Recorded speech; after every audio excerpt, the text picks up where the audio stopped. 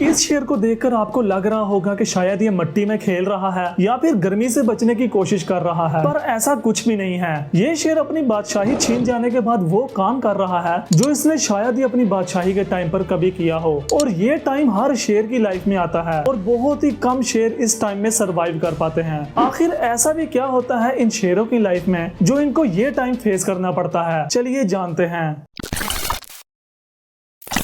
शेरों के बच्चे जब 2 हफ्ते के होते हैं तो वो अपनी आंखें खोलकर इस खूबसूरत दुनिया का नजारा करते हैं। 4 हफ्ते के होते हैं तो वो चलना और भागना शुरू कर देते हैं, और जब 3 महीने के होते हैं तो वो शिकार सीखना शुरू कर देते हैं। लेकिन अभी भी वो अपनी माँ के सहारे ही होते हैं और इन्हें अपनी फैमिली का हिस्सा भी माना जाता है। लेकिन एक वक्त आता है जब ये बड़े होते हैं और इन्हें फैमिली से निकाल दिया जाता है। शेर हमेशा फैमिली ग्रुप्स में ही रहते हैं और ये जरूरी भी है जंगलात में बादशाही करने के लिए। लेकिन ये सारी जिंदगी अपनी एक साथ गुजारने के बजाय अपने फैमिली मेंबर्स को निकालते रहते हैं, और इसमें ज्यादातर मेल लायंस ही होते हैं। इसमें यंग लायंस, अडल्ट लायंस और ओल्ड लायंस सब ही शामिल हैं। आप सोच रहे होंगे कि यंग लायंस और अडल्ट लायंस को क्यों निकाला जाता है, जबकि वो शिकार भी कर सकते हैं और फैमिली के लिए फायदेमंद भी हैं। और ओल्ड लायंस की रिस्पेक्ट किधर जाती है बुढ़ापा आते ही। पर यहाँ मसला ही सबसे बड़ा एज का है जिसकी वजह से इन्हें निकाला जाता है। मेल लायंस जैसे ही अपनी अडल्ट एज में पहुंचते हैं तो फैमिली के बड़े शेर उन्हें निकाल देते हैं। जो इंसानों के कानून में एक खौफनाक बात है, वो शेरों की बादशाही में एक खास हक समझा जाता है, जैसे किसी नई चीज की शुरुआत हो रही है और इस चीज से बचने के कोई चांसेस नहीं होते। मेल लायंस हमेशा इस चीज का ध्यान रखते हैं कि कब दूसरे शेर को फैमिली से भगाना है। बेशक ये शेरों की लाइफ में हमेशा से चलता आ रहा है, लेकिन यंग लायंस के लिए ये एक बहुत बड़ा शॉकिंग सरप्राइज होता है। और सरप्राइज हो भी क्यों ना, इमेजिन करें कि अचानक से आपको अपनी फैमिली में से निकाल दिया जाए और कहा जाए कि तुम बड़े हो गए हो, फैमिली में से निकल जाओ। आपको आज तक इस बारे में कभी किसी ने बताया तक ना हो, बस आपको फैमिली से धक्के मार के निकाल दिया जाए। आपके पास ना पैसे हैं, ना आपके पास रहने की जगह है, और ना ही आपके पास कोई कानूनी हक है कि आप वापस फैमिली में जा सकें। इमेजिन करें कि आपकी लाइफ कितनी मुश्किल हो जाएगी।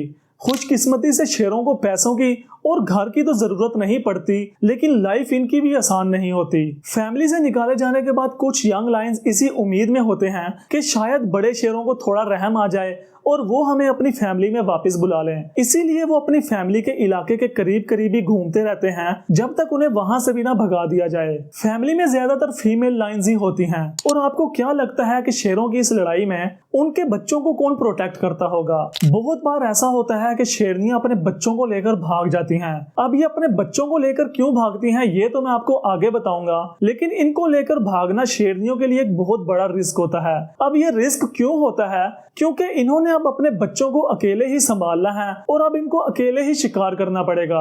साथ ही साथ अपने बच्चों को बाकी शिकारियों से भी प्रोटेक्ट करना पड़ेगा, और अकेली माँ के लिए ये बिल्कुल भी आसान नहीं होता। लेकिन शेरनियों को एक फायदा जरूर होता है कि वो किसी भी वक्त अपनी फैमिली में वापस जा सकती हैं और उन्हें अपनी फैमिली में हमेशा एक्सेप्ट किया जाता है, क्योंकि सच तो ये है कि शेरनियां ही फैमिली की बुनियाद होती हैं। मेल लायन सिर्फ अपने इलाके को प्रोटेक्ट करते हैं, जबकि शेरनियां ही शिकार करती हैं, अपने बच्चों को प्रोटेक्ट भी करती हैं और अपने इलाके की भी हिफाजत करती हैं। इसीलिए इन्हें हमेशा अपनी फैमिली में वेलकम किया जाता है।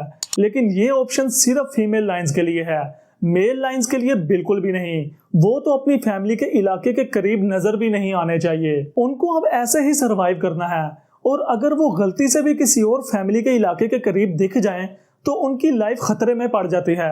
जैसा कि मैंने आपको बताया कि मेल लायंस अपने इलाके की हिफाजत करते हैं, तो इसका मतलब ये है कि वो अपने इलाके में किसी भी अनजान शेर को बर्दाश्त नहीं करते, और अगर कोई अनजान शेर उनके इलाके में आ जाए तो ये उनके लिए शर्म से मर जाने का मुकाम होता है। इसीलिए उनको हमेशा अनजान शेरों को अपने इलाके में से मार के भगाना पड़ता है। ऐसे टाइम पर छोटी छोटी इंजरीज भी जवान शेरों को बहुत ज्यादा कमजोर कर देती हैं, और इसकी सबसे बड़ी वजह है खुराक की कमी। इन शेरों के पास शिकार करने को कुछ भी नहीं होता, क्योंकि सब के सब इलाके शेरों की फैमिलीज के दरमियान बटे होते हैं। और इसका मतलब यह है कि आपके पास सिर्फ 2 ऑप्शंस हैं, या तो आप शिकार की तलाश में कहीं दूर अकेले निकल जाएं, या फिर मुर्दा जानवरों को ढूंढ कर खाएं। भूख शेरों को बहुत ही ज्यादा कमजोर कर देती है, इसलिए शिकार की कोई अच्छी जगह ढूंढना बहुत ही ज्यादा जरूरी होती है, जिसके चांसेस बहुत ही कम होते हैं। और रही बात मुर्दा जानवरों की, तो हाइनाज अपना खाना कभी भी किसी के साथ शेयर नहीं करते, अकेले और कमजोर शेर के साथ तो बिल्कुल भी नहीं।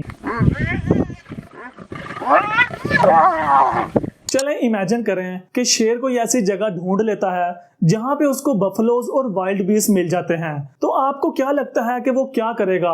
आप यही कहेंगे कि आराम से शिकार करेगा और अपनी जिंदगी गुजारेगा, लेकिन ऐसा कुछ भी नहीं होता, क्योंकि सच तो ये है कि शेर अकेला बड़े जानवर का शिकार ही नहीं कर सकता और ना ही वो ज्यादा देर तक शिकार के पीछे भागकर उसे पकड़ सकता है। शेर हमेशा अचानक से हमला करके अपने शिकार को पकड़ते हैं और कमजोर शेर का एक हमला बफलोज या वाइल्ड बीस्ट को गिराने के लिए काफी नहीं होता। वैसे भी आपको क्या लगता है कि बफलोज या वाइल्ड बीस्ट का बाकी का झुंड वो चुप करके खड़ा होकर देखता ही नहीं रहता, बल्कि वो भी वापस अकेले शेर पे हमला कर देते हैं, जिसकी वजह से शिकार तो हाथ से जाता ही है, उल्टा शेर की जान को खतरा पड़ जाता है, क्योंकि बफलोज और वाइल्ड बीस्ट का अटैक ऐसे हालात में शेर को इतना जख्मी कर देता है कि इस शेर का बचना तकरीबन नामुमकिन हो जाता है।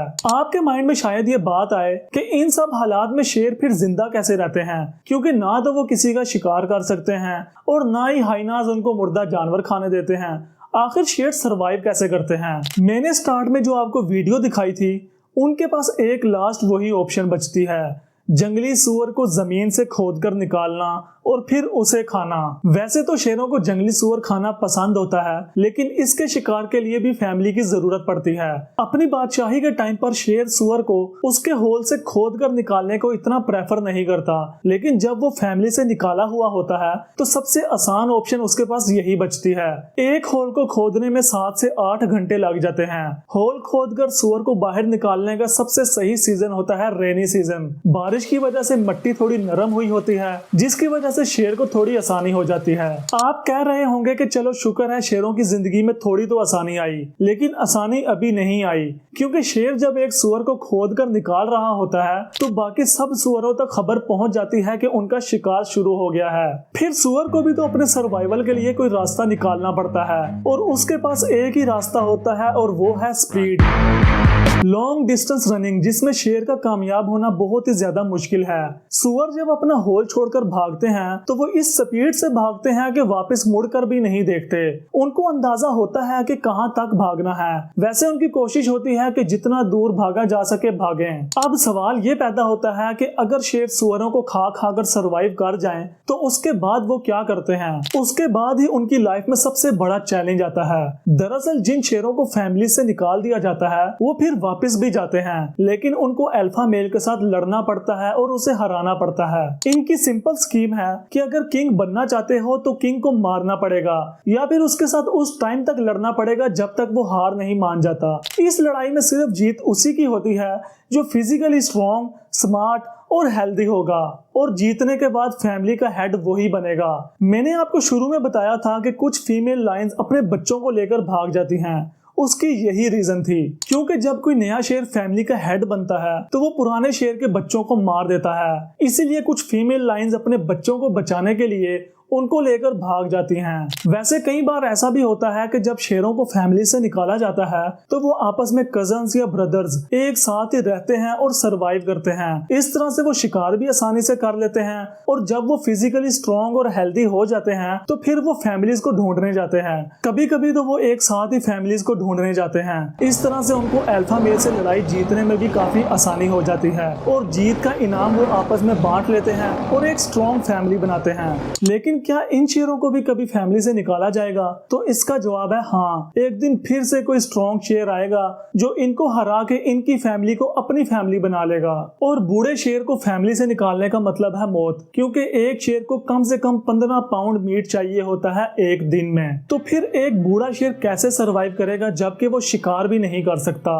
फिर ऐसे ही एक वक्त के बादशाह की भूख की वजह से मौत हो जाती है और किसी को कोई फर्क नहीं पड़ता। इनकी लाइफ का सर्कल ऐसे ही चलता आ रहा है और ऐसे ही चलता रहेगा। अगर आपको वीडियो पसंद आई है तो चैनल को जरूर सब्सक्राइब कर देना। मिलते हैं नेक्स्ट ऐसे ही किसी इंटरेस्टिंग वीडियो में।